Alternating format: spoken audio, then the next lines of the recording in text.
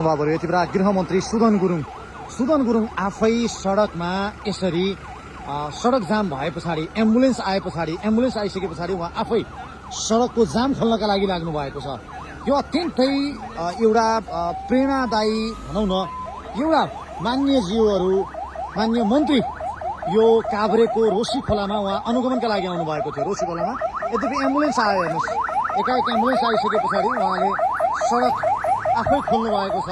मान्य गृहमन्त्रीलाई देखिरहेका छौँ, सडक आफै खोल्न उहाँ लाग्नु भएको छ।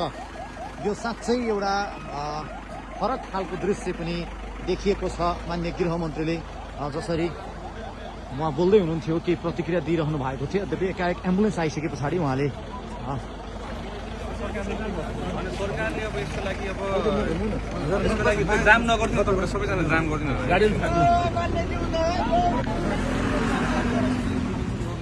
प्रिपेयर्डनेस, डिजास्टर प्रिपेयर्डनेसमा नागरिकको रक्षाका लागि कुनै पहिरोको